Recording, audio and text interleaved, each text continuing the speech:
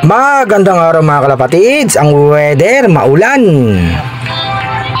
Nagantay nga tayo ng ibon galing Aray at Pampanga mga kalapatids.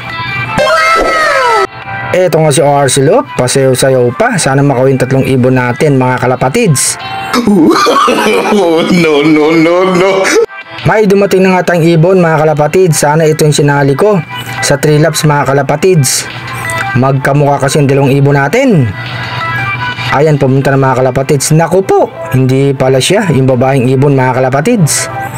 Una nga siyang dumating galing Aray at Pampanga.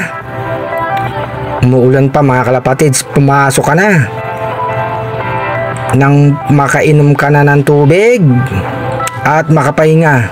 No. Eto mga kalapatids, naglagay na tayo ng tubig. Papasok na yan.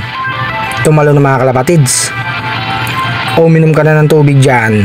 Mamaya papakainin natin sila mga kalapatids at bibigyan ng vitamin. No.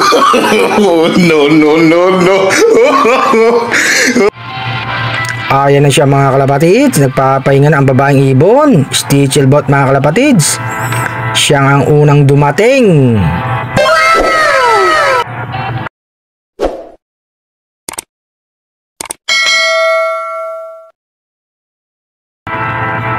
Pangalawang ibon mga kalapatids, eto na. Eto yung sinali natin sa 3 laps mga kalapatids. Ngayon lang umuwi. Pumasok ko na para may clock ko na mga kalapatids. Pasok pa rin to sa clock mga kalapatids. Ayan, pumunta na mga kalapatids. Papasok na yan. Ang hilig niyan bago pumasok bumarako. Ang lalaking ibon, Stichelbot. Nandiyan na siya sa loob mga kalapatids. Pumasok na. Ikaklak na natin yan. Ito ang pangatlong ibon, dumating na. 3 out of 3 na tayo mga kalapatids sa Aray at Pampanga. Ayan na siya mga kalapatids. Papasok na yan. Ito yung malaki ang katawan. Mag-reduce ka kasi para magkasya ka dyan. Saktuhan lang kasi butas niyan mga kalapatids para makapasok. Kasi nga siya malaki ang katawan.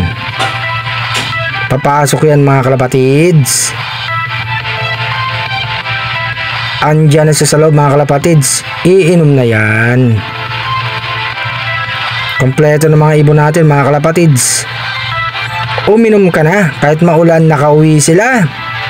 Galing ang Aray at Pampanga. Yung 3 laps natin mga kalapatids pasok sa clock.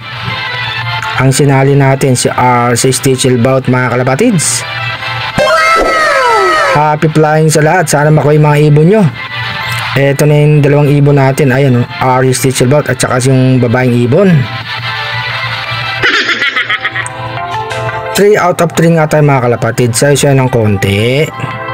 Magandang araw sa inyo mga kalapatids. Enjoy lang sa pag-iibon. Pakain na tayo mga kalapatids. Magutom na sila. Tamang-tama lang yung oras sa pagkain natin sa umaga. Magagana magsipagkain yung mga alaga natin mga kalapatids. Parin 3 ibon na dumating, makakain na rin sila. Naglagay tayo ng pagkain sa taas mga kalapatids.